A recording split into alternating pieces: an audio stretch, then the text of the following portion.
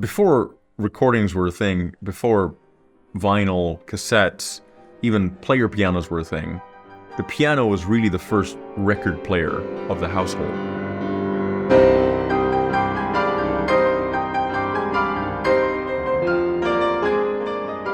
If somebody wanted to hear music, chances were they didn't have an orchestra at their disposal. And so a piano was the one tool in the household in which you could play anything from the cellos down there, double basses, you could come to the human voice here, you could go up to the flutes and the woodwind up there, and you could mimic all the music that you loved. Hello, I'm Arsha Kaviani. I'm a concert pianist and a composer, and I have two versions of Rachmaninoff's Piano Concerto No. 2 up my sleeve. One is the traditional one, played with a full 96-piece symphony orchestra.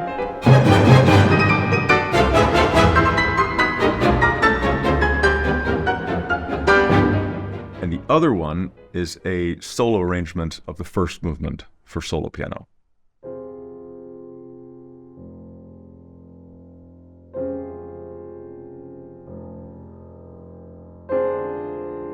When I was practicing this work, it always felt like Rachmaninoff left so much space in the solo part because there's such a beautiful dialogue with the orchestra that I very, very quickly started filling in these spaces with a cello part, the violin part.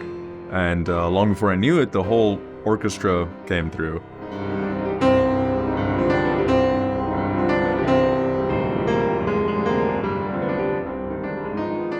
The way Rachmaninoff writes for orchestra and for piano is relatively similar in the sense that he writes these grand sweeping melodies that sometimes take 2-3 pages to conclude, and phrasing is all over multiple bar lines, multiple pages sometimes.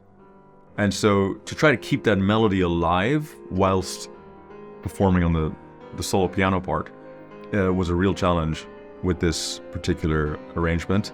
And it, I think, always makes me think of how Rachmaninoff actually writes very, very simple, beautiful music, underneath which is incredible layers of complexity.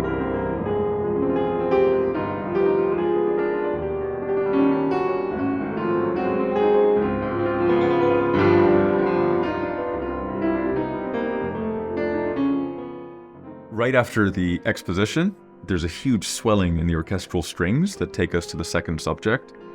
And I've never been satisfied with any sort of piano versions of that. I don't think it captures the grandiosity and this huge crescendo that takes us to this second subject. So I had to write a certain figuration on the left hand to try and capture that.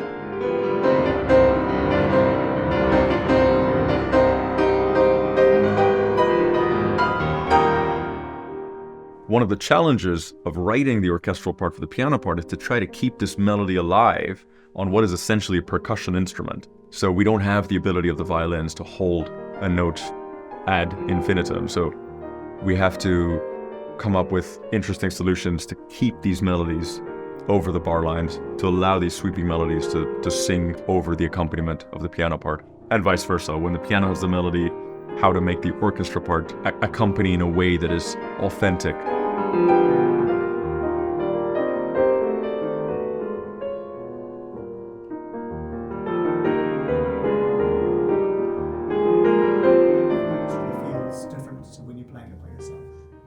How does it feel to play with an orchestra as opposed to playing the concerto myself?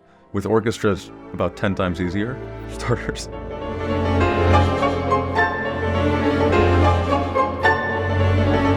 I feel like when you're playing with orchestra and everything is in sync, and with an orchestra of the caliber of the Royal Liverpool Philharmonic, it feels like you're sort of molding the space together. There's a lot of watching the conductor, there's a lot of reacting, and there's a lot of listening, and it becomes a dialogue.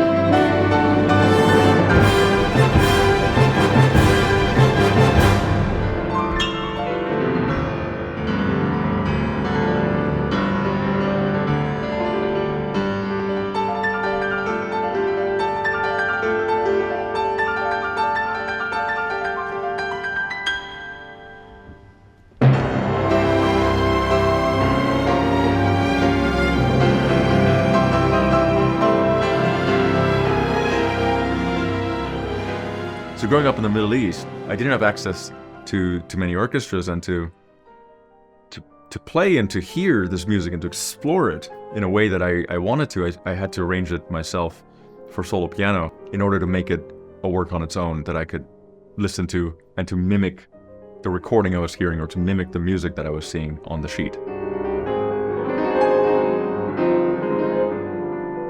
The response has been amazing. For the most part. Some people have absolutely diabolically hated it, but for the most part, a lot of people have said one thing, which is, where can I buy the sheet music? And I say, you can buy it on my website. And who knows, if it takes off, maybe I'll arrange the second and third movement as well.